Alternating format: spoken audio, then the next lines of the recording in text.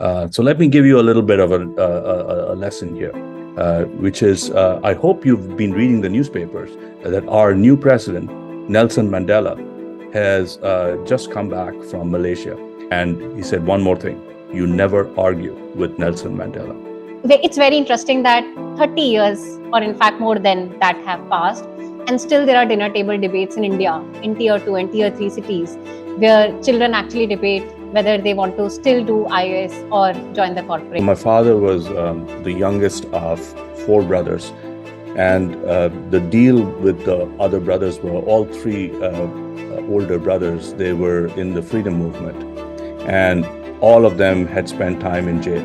So we have a bit of a troubled history with the bureaucracy. I couldn't imagine actually going to the US or any other part of the world outside India. I'd never traveled outside India. If there is one podcast, only one podcast that you can watch, it has to be this. Hi, if you're new to my channel, my name is Shatakshi, and you are on the Shatakshi show, especially on the CEO's Diary. In this show, we are going to be talking to Bhaskar Chakravorty, who is the Dean of the Fletcher School, and of course, he's been an advisor at Global Governance Initiative. Apart from the fact that he has worn multiple hats from World Economic Forum to Fletcher School of Law and Diplomacy to McKinsey and many other places, Bhaskar's story is all about being a great storyteller. If I could just listen to his podcast for hours, I would definitely do so. This podcast is not just about how he made a career in consulting, or how he chose academics, or how he eventually decided to leave Delhi to build a career in America, and his Africa and Nelson Mandela story. This podcast is all about how to live a life and how to live a happy life. I really hope that you enjoy this pod on the Shatakshi show, especially in the inaugural of the CEO Diary. And of course, if you like the pod, feel free to click on the like button and the subscribe button so that we get motivated and bring many more leadership such as Bhaskar Chakravorty on our show. Good luck.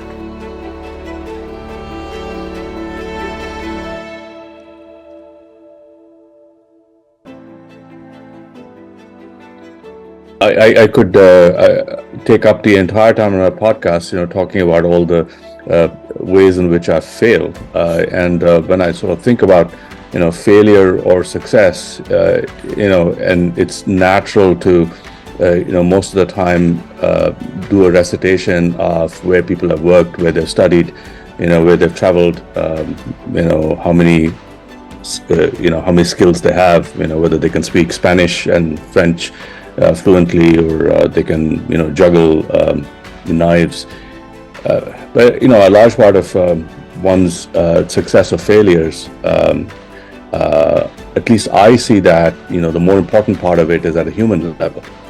And when I say at a human level is where have you succeeded or failed in connecting with people, and perhaps contributing to impact in whatever way. And I think when it comes to connecting with people, and when I say people, it's people at work and at home. And we tend to forget that we are all whole individuals, and we're not just an aggregation of stuff that appears on your resume. So I can kind of go down my resume and sort of say, okay, here are all the places that, I didn't get into, or, I should have got better marks in my undergraduate or my graduate studies, or, I didn't get a prize in X, Y, and Z. And there are long lists of all of that. But when I consider failures, I think of the more important failures in terms of what I might have achieved or done better in terms of connecting with people, even getting to know people more deeply and more meaningfully, and having an impact in whatever organization or setting at work and home that I've had. And this extends to family. It extends to my own kids. I'm extremely proud of what I've accomplished with my family and my kids, but there's still so much that is left undone. So when somebody asks me a question about failure, the first thing that strikes me is actually all the stuff that never appears on anybody's bio or resume. I was born in Delhi and grew up in Delhi, and I'm a proud Delhiite, and have had lots of debates with friends who are from cities that promise to be more exciting. And as you mentioned, did my foundational education, my schooling, undergraduate, my first graduate degree, all from Delhi, and I actually didn't even know. I grew up as a son of a government bureaucrat. We didn't have much money.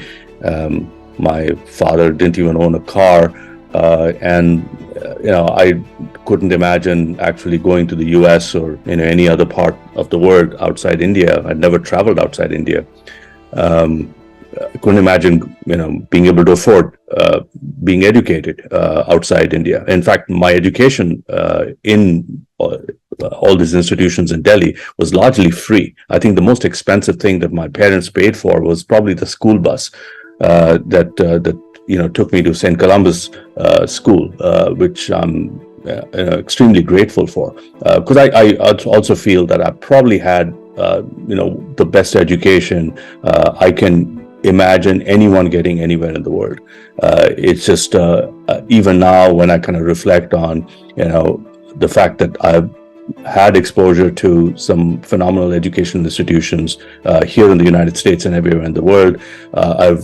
We've raised two kids, here in the Boston area, where we've had access to some of the greatest educational institutions in the world. But then when I go back to my own experience, and I grew up in pre-1992, 1994 India, which was perhaps the turning point when India, started opening up to the world. I grew up at a time when India was, essentially, what used to be called a third world country. And I think I got, far more than a first world education. I'm just amazed at, how wonderful my educational experience was, and I'm just extremely lucky. And all that was done, pretty much free. The tuition was, was minimal. So coming back to this idea of sort of going abroad, I actually didn't even know that I could afford to go abroad, and it was a chance encounter with a college friend on a bus. Where he was applying to American universities, and asked him, how are you going to pay for it? And he said, oh, they all get scholarships if you have done well academically and you apply to the right set of institutions. So that was it, just sent out a bunch of applications to the US, and essentially every US university that I sent out an initial letter of interest to, I had asked to see if they could waive my application fee, because I couldn't afford the application fee either. So the ones that waived the application fee eventually applied to them. And that time, we weren't married, but my wife and we were applying together. So that was the other constraint, which is we wanted to apply to universities in the same town, or at least close to each other. So as this application process was unfolding, we were also sort of, interviewing for jobs. This is after my master's in economics from the Delhi school. And I had no interest in the UPSC exams. I basically did not want to, join the IAS or the IFS, which basically around my time was the time when interest in the UPSC was beginning to plateau, and people were more interested in going to business schools and things like that. So my interest wasn't actually, doing a PhD and, becoming an academic economist. So in any case, I applied for a job at Tata, that time, the Tata Administrative Service, which was not the IAS, but it was the corporate equivalent of the IAS. And I can't remember how many different rounds of interviews we had to go through. And I was surprised I got in. And I first joined the Tata Administrative Service, TAS, and the first few months was a lot of fun. I learned how to eat properly with a knife and a fork at their Pune educational institution, their management training institution. We had lots of phenomenal meetings with the senior management of the Tata Group, and they talked about their vision for, an absolutely legendary industry house. We visited so many different companies. It was just amazing. I'd never had that kind of exposure to, an electric company on the one hand and a hotel company the day after, and then talking about the future of steel and how that's going to contribute to India's development the day after that. It was just a mind-blowing experience, and all of that with essentially no responsibility other than, making sure that you knew how to eat with a knife and a fork properly. And in the meantime, fortunately, the admissions offers with fellowships, came in, and I knew that my time was short, and so I had made the best use of my time at TAS, and then essentially my wife and I, we both got fellowships, full fellowships, because we couldn't afford anything less, to schools that were in the same state, and we didn't quite realize how far the two places were. We thought it was the same state, so it can't be that far. And it turned out that, of course, you couldn't afford a flight from one place to another. So a car ride would take 7 hours, for us to commute between our two locations. In any case, we got married 2 days before we got on a plane to the United States. And that was the first international flight I'd taken. And after that, not that we didn't look back, but that was certainly the beginning of an adventure. So it was mostly a sense of discovery and adventure. And up to this point, the only expense that we had was my parents had bought me a one-way ticket. So I think that was the single biggest expenditure that my parents had in my education upbringing. I am completely mesmerized and smiling ear to ear after listening to that story. I couldn't have imagined, but of course now I can. Thank you so much, Dean Bhaskar, for sharing that personal experience with us. I may just want to understand dinner table debates in your house. Now, of course, you have children. I can imagine that there could be dinner table debates or discussions with them. You mentioned briefly that your father served as a bureaucrat, and you said that you were very clear that you didn't want to do that. It's very interesting that 30 years, or in fact more than that, have passed, and still there are dinner table debates in India, in tier 2 and tier 3 cities, where children actually debate whether they want to still do IAS or join the corporates. So could you share any experiences like that with your parents, if you had any? My father got admitted to the Indian Civil Service, and then he was denied after he got admitted, because they found on his records that his entire family, so my father was the youngest of 4 brothers, and the deal with the other brothers were all 3 older brothers. They were in the freedom movement, and all of them had spent time in jail. And so my father's job was to actually have a real job so that he could, provide for the rest of the family.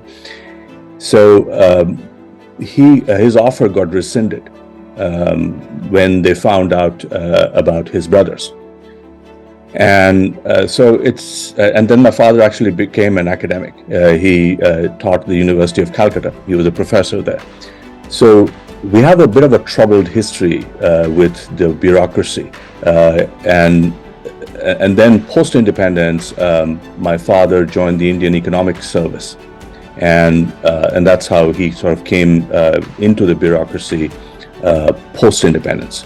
But pre-independence, he had this rather interesting U-turn.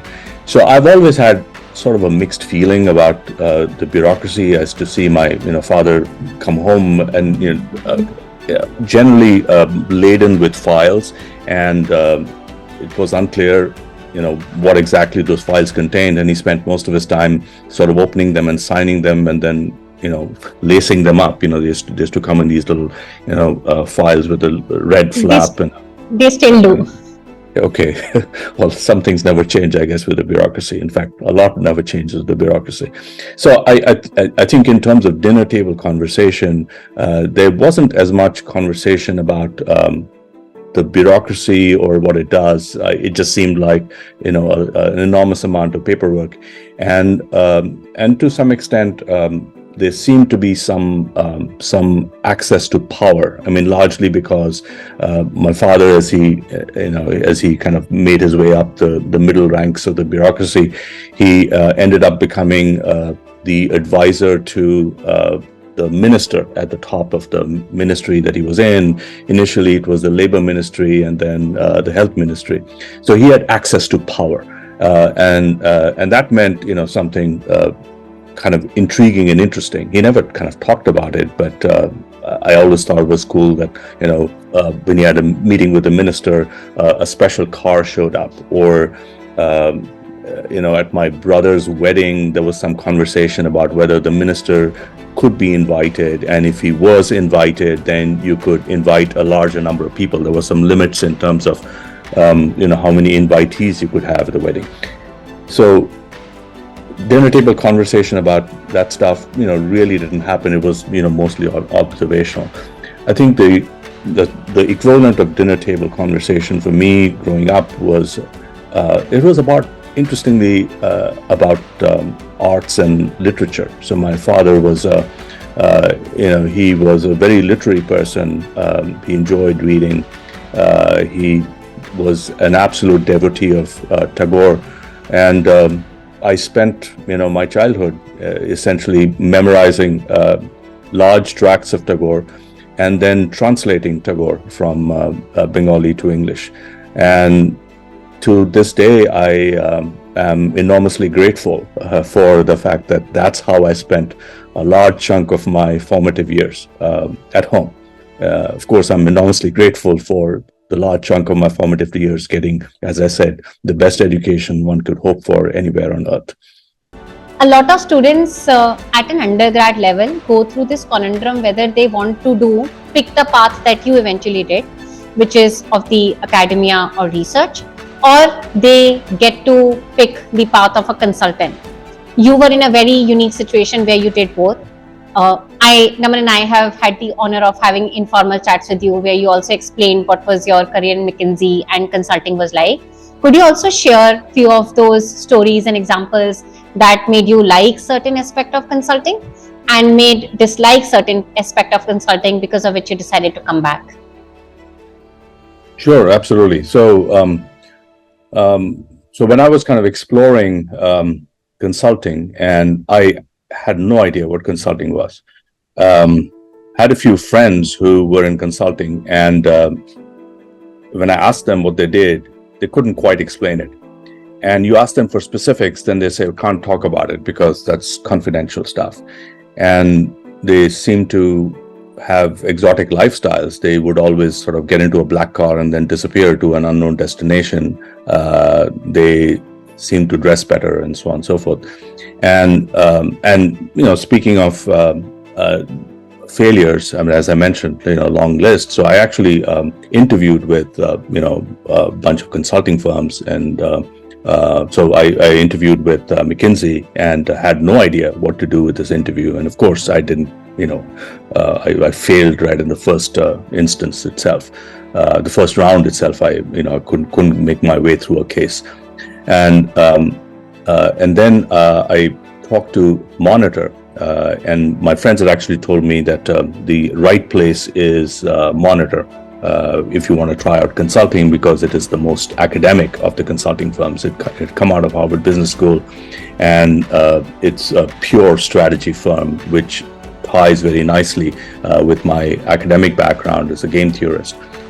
And I literally had no idea what to do with applying to a consulting firm or even what they did. So I found the name of the CEO of Monitor, and I wrote to him. And I said, this is my background, and do you have any interest in interviewing me? And so he sent my note over. These were the early days of email. I still remember. I mean, I didn't even know whether the person's going to get it at the other end. But he sent it over to his senior colleague, who then wrote to me saying, I travel to New Jersey all the time. I was in New Jersey in the labs, and so let's have dinner. And so we had dinner. And at the end of the dinner, he said, well, I don't know about you, but I've made a decision. And so I said, what's the decision? He said, I'd like you to come and work with us. And that was my interview. And I literally had no idea what I was, stepping into. So I went to Monitor. And it was a strange experience coming as an academic, because there were lots of, extremely bright people, all of whom had degrees from Harvard Business School or Williams College, which were the two primary educational institutions that seemed to populate Monitor, and a lot of kids from Stanford. And my first day on the job, they said, okay, let's, put you on, since you come from a telecom, the telecom labs, we'll get you on a telecom project. And there's a big fiber optic network that AT&T at that time was planning to build around the continent of Africa. So this was going to be the project that I would be staffed on. And so they put me on at the desk and gave me a bunch of welcome papers and so on and so forth. And then my manager walks into the office and he said, welcome to Monitor. Here's what the project is about. And so this was on a Tuesday. And he said, Friday is going to be my last day of work. So you're taking over. Good luck. And I can tell you just the sense of terror, because I really had no idea what all this was about. And for somebody who, had no connection to the real world, suddenly the real world hits you in the face like a ton of bricks. So, it was a moment of terror, but at the same time, between Tuesday and Friday, I very quickly had to figure out, what all this was about, and then try to then craft a project plan with the clients. And the clients turned out to be this really weird organization, weird in a good way, because the client was AT&T, and it was AT&T Submarine Systems. Essentially, this was an entire navy that the phone company had. And the job of the navy was to lay submarine fiber optic cable on the ocean floor. And today, the conversation we're having right now is traveling on those cables. Exactly the cables I was talking about, our message is going through those cables. So this is how real it gets. And so we were talking about the reason why this project with Africa came up was that the CEO of AT&T Submarine Systems, he had put up a map of the world that had been connected to fiber optic networks, and this notion of the internet was just beginning to get on people's radar. Nobody really knew what the internet was and whether it was actually going to make a difference or not. And I can also tell you what year this was, 1994. So if you go back to the history books, 1994 was the year when a company called Netscape went IPO. And Netscape IPO was the turning point. That's when the World Wide Web also appeared. So you can now see the dating of this. So the CEO of AT&T Submarine Systems put up a map of the world, and he said, okay, there's going to be a lot more traffic on these networks, and the fiber optic networks are connected to every part of the world, but there are two parts of the world on which there is no landing of these fiber optic networks. And one part was Greenland, and the other part was the continent of Africa. So this was a speech he gave in Cairo, and then from there was a decision that let's work on Africa, and maybe never Greenland, or maybe someday Greenland. And that was a start. And that's how I understood this project got started. And so between Friday and I worked the entire weekend, by Monday, I had got the background on what we were about to do. And I mean, to say that it was one of my worst moments in consulting, probably is not true, because it got much worse after that. But it was a terrifying moment because I really didn't know what I had sort of stepped into. But then as I started getting into this, and I was literally given charge of what seemed like a humongous project, I learned a lot, and I just taught, essentially I taught myself stuff that I had, either didn't know or had completely forgotten. So, I have a PhD in economics. Most of the courses I'd taken were theoretical economics. But when my master's at the Delhi school, I'd taken a whole bunch of classes in econometrics, but completely forgotten. I just studied for the exams, did well in the exams. That was it. After that, forgot everything. But now suddenly I was confronted with the need to relearn econometrics, and actually not just learn econometrics from a theoretical standpoint, but apply it. And the application was to try and understand what are the drivers of the reason for people to talk to each other, and where are citizens of Africa, whom do they speak with, to people around the world. And that led me to try to understand migration patterns and communications patterns, and where is the traffic from Nigeria to the rest of the world, Kenya to the rest of the world, and so on and so forth. So suddenly you get immersed in this an understanding of global connectivity between people. And of course, there's very little business coming out of Africa, so most of the communications was going to be communications at a personal level.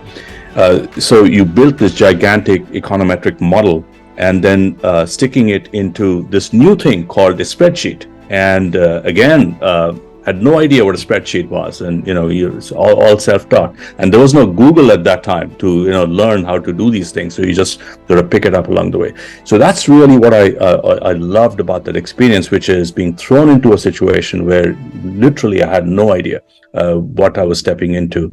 And in a few months' time, I'd learned so much. And also the culture at Monitor used to be, you would walk into a client's conference room, and you would openly declare that I actually know very little about your business and your industry, but give us a few weeks and we will know just as much as you do, and give us a few more weeks.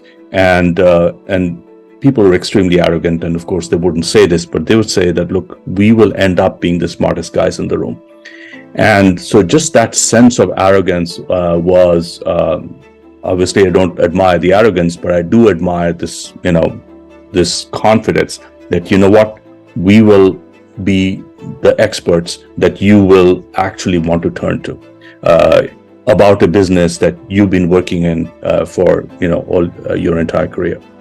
So being able to do that, and I spent about 2.5 years on this Africa project. And I've always had this, dream of traveling to Africa. And, ever since I was a kid, I was fascinated by Africa.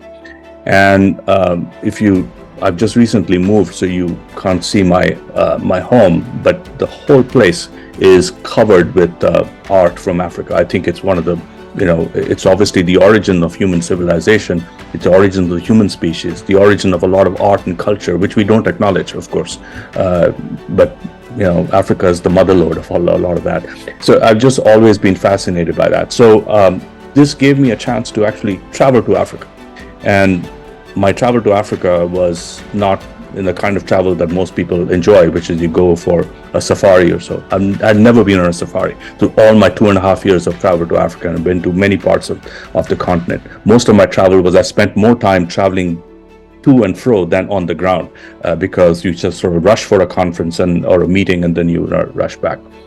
So, and that was just amazing. I loved it. And literally in 2.5 years, you begin to see the outlines of how you can take a part of the world that had been forgotten and literally been repressed historically, and giving it the potential for a leg up, and essentially creating the architecture for Africa to be connected to the technology centric world. And within those 2.5 years, that thing that I mentioned before, the internet, that was exploding out of the box. So every projection we made about traffic on these networks, they were all wrong. I mean, essentially, month over month, the traffic was 400% more than whatever you'd predicted in the previous month, because this internet thing was just driving all those packets, through the system and just hogging up this, the system's capacity.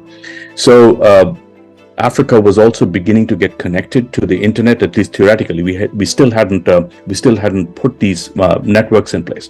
But let me just give you two more learnings here, which is what I found fascinating about the consulting experience. It was not just learning how to use a spreadsheet or about telecoms and technology and this thing called the internet.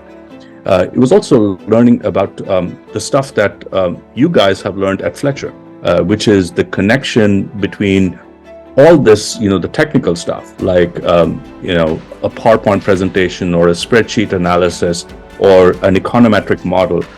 Those are all important for decision making, but just as important, and perhaps even more important for decision making, as all the stuff that are beyond the spreadsheets, that are beyond the PowerPoint presentation, and that's the human beings. So I'll give you two examples, because I can give you 10 of them, but we're going to run out of time. I'll give you two examples of how the geopolitical and historical and cultural and human aspects actually played a much bigger role. So one was when we were beginning to create this network idea, I made some presentations to some groups in Europe, primarily British Telecom and France Telecom. And they literally said, what are you Americans doing in Africa? And I still remember a French person telling me that Africa belongs to us. And it was... This was in which year? This was 1994. 94, okay. Yeah, Africa belongs to us. And it was true. I mean, most Americans couldn't find, forget about an individual country in Africa, they couldn't find the continent on a map. So granted, the French had some advantage there. But that said, there was this entire colonial mindset. And so as soon as they found out that the leading American telecom company, AT&T, was interested in connecting Africa, the French and the Brits got interested.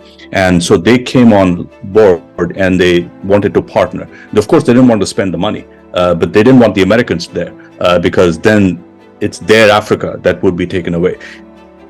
And that's a huge moment. Just imagine the post-colonial reality and the pre-colonial or the intra-colonial mindset that still dominates the way international business gets done. And they became partners simply because they didn't want the Americans to be doing this thing solo. They wouldn't want to do it on their own because they didn't want to spend the money.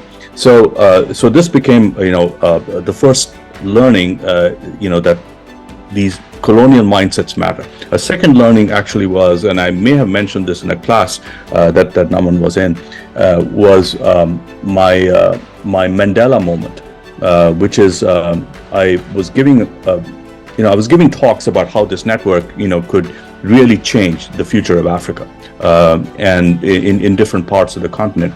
So one of the places where you had to inevitably go was South Africa, which was the richest country in on the continent and a very important country. So if South Africa didn't participate in this network, then the whole thing would come apart. So I was in Pretoria giving a talk about this network, and I had done an enormous amount of work alongside my team, to kind of put this talk together, and I was very proud of it. It was just an incredible model that we had built, and I was making a presentation about the outcomes of the model. And at the end of it, the Minister for Telecom, came and said, "Good talk, and good job." And I said, "Okay, so you guys ready to sign?" He said, "Oh no, we're not." So I said, "Why not?" I thought there was a good talk. And of course, that just shows my naivete that, the people, just because you've done a good spreadsheet model, people are just going to sign up. So he said, we are not going to sign up for this because we actually want to have, and this was a fiber optic ring that encircles the continent of Africa. So they said, we have no interest in, this ring that goes around the continent of Africa. We actually want a fiber optic network that simply connects South Africa with Malaysia. So I said, well, let me show you a map, and let's talk through whether that makes any sense or not, because you're going to spend the money to string a cable on the ocean floor between South Africa and Malaysia. There are no countries in between. So essentially, you'll be spending the money to lay this cable. And the way the cable makes money is by traffic coming on that thing. So the only source of traffic are going to be at the two ends, South Africa and Malaysia. And how many people from South Africa communicate with people in Malaysia and vice versa? So you're going to have no traffic and you're going to be spending the money for it. This makes no economic sense. So he said, this minister, he puts his arm on my shoulder and he says, you sound like a smart guy, and probably you are, but I can bet you think you're smarter than you actually are. So let me give you a little bit of a lesson here, which is, I hope you've been reading the newspapers that our new president, Nelson Mandela, has just come back from Malaysia. And he and Prime Minister Mahathir of Malaysia have become brothers. They're like that. And Nelson Mandela, his strategy is going to be, he's going to make all these friends in different parts of the developing world. And that's how he's going to grow, the nation. This was, again, 1994. Go back to the history books. This is when the apartheid era was ending and Nelson Mandela had just become president of South Africa. One of the most exciting events on the continent, if not in the world. And he said, the plan is for South Africa and Malaysia to become brothers, just like Nelson Mandela and Mahathir have become, and we're going to do everything together. And so what President Mandela wants from this project is a connection between Malaysia and South Africa. And he said one more thing, you never argue with Nelson Mandela. So I remember that, you never argue with Nelson Mandela. It's an important lesson, and I think each one of us in our mind should have a Nelson Mandela, on one shoulder, who's telling you, remember that these things matter. These kind of broad, long-term vision, and he did have a vision, and it sort of made sense. It was a counterintuitive relationship that he had in mind. So that was another important lesson, which is, you could do all the business analysis you want, but it's this almost a counterintuitive vision of a political leader during a time which is of enormous historical and political significance that often changes the way decisions ultimately get done. And one final coda to this is that the next day I was sort of moping around walking in the corridors of the ministry, and the one of the other bureaucrats in the ministry, he pulled me to the office and he said, so how did that talk go? I heard it didn't go very well. I said, no, it didn't go well at all, because Nelson Mandela, he nixed the plan and he just wants a connection between South Africa and Malaysia. So this bureaucrat who was white, he tells me that, this country is going to hell. And this is a good example of that. What we need is a connection between South Africa and Northern Europe. That's where we should be spending our money. So as second part of this history, which is with the apartheid era ending, the white population in South Africa was scared for their lives. And what they needed was a connection back to the countries where their ancestors had come from. So they were looking to the past, and Nelson Mandela was looking to the future, and I was stuck in the present. So to me, perhaps that's one of the highest points of experience in the early days of consulting. But then I've got so many more stories, and I've just been, again, consulting is often a series of lucky coincidences. You could get a string of some amazing experiences, or you could get a string of absolutely shitty experiences. And usually most people have a mix of these things. And I've mostly had some absolutely amazing experiences, which were a series of highs, which is why I stayed on for as long as I did. This is such a fascinating story, Dean Bhaskar. I couldn't have ever imagined that you've literally lived through the technological transformations right from telecom to internet to Netscape. And the Nelson Mandela example is just completely mind-blowing. I think it's just going to remain with us, and especially the quote that few people want to stay in the past. You could choose to focus on the future as well. Talking about the future and perhaps connecting the dots with your experiences in tech, if I may, I could just swiftly move towards artificial intelligence as well. We read few of your articles on LinkedIn and of course otherwise as well on AI. We would want to pick up your brains on two things. What could be your view on regulation of AI if you think it is needed as a public policy advisor? And what would you advise the youth of India and of course across the world, whosoever is going to be watching this, how can they use ethically AI to advance their learnings and careers? So those are my two questions. I'm a little torn about I do believe that it needs to be regulated, but I'm a little torn about exactly how. Because and first of all, AI is not one thing, right? As we know, there are many different vectors, coming out of the core process by which the AI suite gets generated, and the need for regulation and the issues that trigger not just regulation but policies and other forms of sort of governance systems vary depending on the kind of application one is talking about. So you could be talking about an application in using these large language models which have become the rage these days, with Chat GPT and multiple generations of GPT, and there are lots of questions about, okay, how do we now keep put some guardrails and frameworks around the explosion of GPT-related applications that are going to pop up, and should we be regulating it in a classic regulatory way, or should we be coming up with different rules and mechanisms, maybe even like a watermark? So if you just think about one of the issues that people worry about with Chat GPT and its successors, is that I can't tell whether a piece of written work has been done by a human or by a machine. So and this is somebody who's sitting in an education institution has to worry about, because you evaluate people's work based on their writing. So one of the issues that have been discussed is that should there be a watermark which helps identify that this has been done by machine versus human, so you can separate the two, or should we actually have other forms of AI that can catch text that has been generated by AI? So this is not a matter of regulation, it's more a matter of putting the guardrails in place, and the solutions to that may come from the technology sector itself. But then there is a different form of regulation that one has to worry about when, for example, you think about the application of AI to healthcare.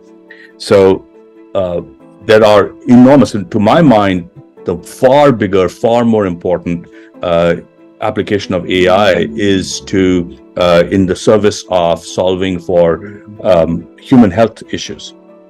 And because human health discoveries in whether it's drugs and other treatments and vaccines involve analysis of enormous amounts of data, and then from that deriving some patterns, and then using those patterns to then come up with treatments. And AI is a phenomenal tool for accomplishing that in a relatively short period of time, at least compared to the alternatives that have existed before. Now, when you think about treatments that go into the human body and affect our lives, there's an enormous amount of regulation that is needed. So you need the regulators to be able to understand the process by which data got translated into a decision, which then got translated into a product. So here, regulation is needed.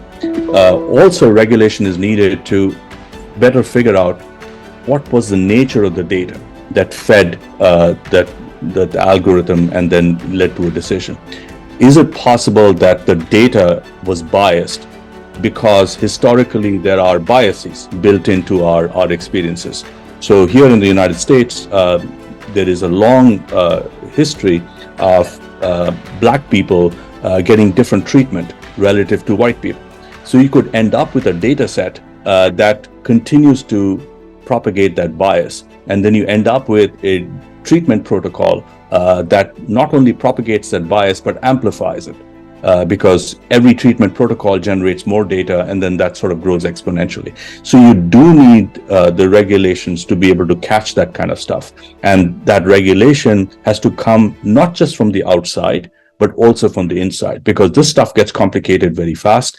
And there's only so much that an outside regulator can, peer over the shoulders of the technologists and the machine learning engineers, to be able to say, oh, wait a minute, have you accounted for this and that? So the reason why I said I'm in two minds is because I'm not quite sure of the process by which we regulate the AI systems. And the need for regulation varies depending on the kind of application we are talking about. So the answer to your question, is there a need for regulation? Absolutely. How do we do that? How do we do that in a systematic way? How do we make sure that we do it in a way that is, sticks to a consistent set of principles? All of this is work that still needs to be done. There's a lot of conversation going on about it. There are different groups and research groups and think tanks that are working on these issues. We should be continuing to work on these questions. I'll give you one more point on regulation, which is important to keep in mind. Of every $4 that are spent on AI, roughly 3 of those dollars are coming from a handful of companies. Most of the AI R&D is highly concentrated among a handful of tech companies. You could have all the governments in the world, the US government, the Chinese government, the Indian government, sort of saying AI is a national priority. They're hardly spending any money on AI. They're relying primarily piggybacking on corporate investments. So there's a need for regulation because, here in the United States, there's an enormous amount of conversation about regulating social media and the concentration of big tech. Almost nobody is talking about the concentration that already is getting baked into place because of AI concentration. And that's become even more acute in this post-GPT era, where essentially you have two companies, Microsoft and Google, that are cornering the space. So we need regulation because of the highly concentrated nature of who's investing in AI and how their business interests might get tied into the way resources get prioritized. Certainly. In fact, it's something that a lot of governments also need to focus upon. It's just not going to impact US. I think eventually it will impact US, India, and many other geographies. My another follow-up question, Dean Bhaskar, is about combining OpenAI with consulting. It's very interesting that when forecasts were being made about which job will be taken by AI first, most of the consulting firms actually thought of blue-collar jobs first. But here are we living in the era of OpenAI, and it's the creative work, it's the white-collar jobs that are being hit. I wanted to once again pick up your mind on, do you think there are certain sections of consulting roles or highly intellectual roles such as investment banking that could be taken up by AI? So yes, that's my question.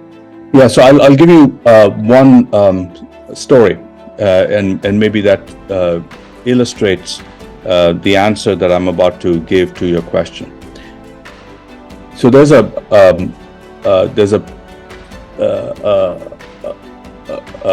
system that was developed by a Princeton student recently. So this is after Chat GPT came out, and this Princeton student created something called GPT-0. And what GPT-0 does is you take a piece of text and you stick it into GPT-0, and it gives you a probabilistic response to, has this been generated by Chat GPT, or has this been generated by a human being? So it allows you to distinguish between machine and man. So I took a whole bunch of different kinds of texts and I stuck it into GPT-0 just to kind of see how good is this Princeton kid's formula. And, it was wrong about 1/3 of the time. And so I knew whether something had been written by human beings, and I stuck it in, and, so then what I did was I took a whole bunch of reports that were generated by Mckinsey, Goldman Sachs, the World Bank, many of these consultants and analyst groups, and I stuck it into GPT-0. Overwhelmingly, GPT-0 came back and said, this has been generated by Chat GPT.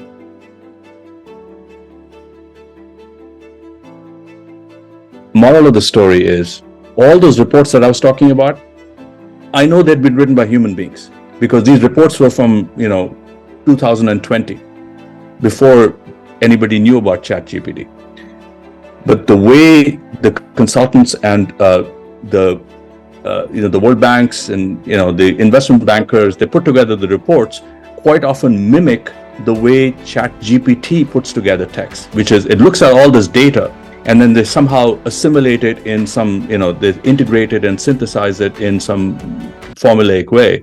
And then you come up with a bunch of bullets, which are, here's the executive summary and here are the recommendations. So there's a formula by which these guys do their work. And that's basically the formula that Chat GPT also uses.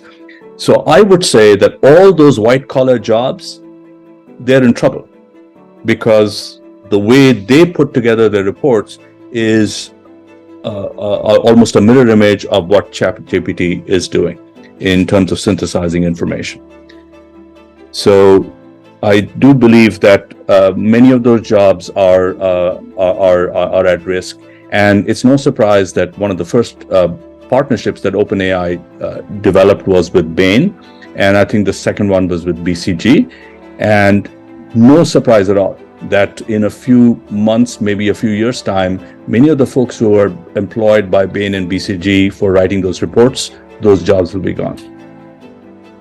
I would just want to thank Team Bhaskar. It's an honor, frankly, to hear you. It's almost like a musical show. I'm hearing there are a lot of stories, and I take back some really interesting takeaways, such as the Nelson Mandela story and about looking into the future. I also would like to thank you for being the constant support to Global Governance Initiative and for always guiding Naman and me.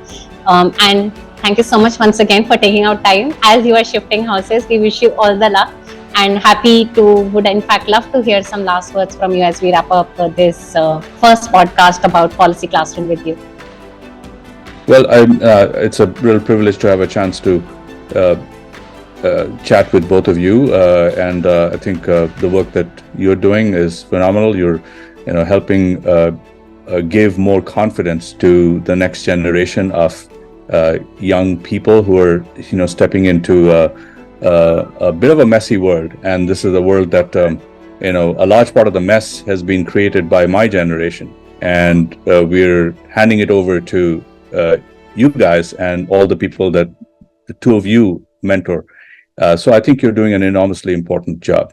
And so what I would say is, the world is a mess, but the good news side of it is that as long as you have the imagination to figure out how do I use a half-functioning vacuum cleaner and a mop and a broom, I'm always going to be employed for a long time. And whether that employment involves solving for the mess of social inequities or the mess of climate catastrophe, and even if it isn't a catastrophe, any action that needs to be taken on climate, or the mess as it relates to the growth of technology, and whether that fire that Sundar Pichai is talking about keeps us warm or burns us down. There's a lot to be done here. So I frankly think it's a very, very messy handover from my generation to yours, but hopefully you will not be cursing us, but be thanking us, because we are going to be keeping you employed for a very long time. But really, it is a responsibility that this generation is going to be taking on, and it needs the confidence and the courage to do that. And between Shatakshi, you and Naman and your colleagues, you're doing an enormous job in giving them that sense of confidence, and the confidence that even if I don't go into the traditional roles, whether that role is in the bureaucracy or going through any of the management schools, or going to the IITs or whatever, there are ways in which you could become phenomenal at using that mop and the broom. and becoming a hero in cleaning up, whichever corner of the mess you want to take on. Wow. Here's to using mop and broom throughout our lives and being employed. Thank you so much, Dean Bhaskar, for your time.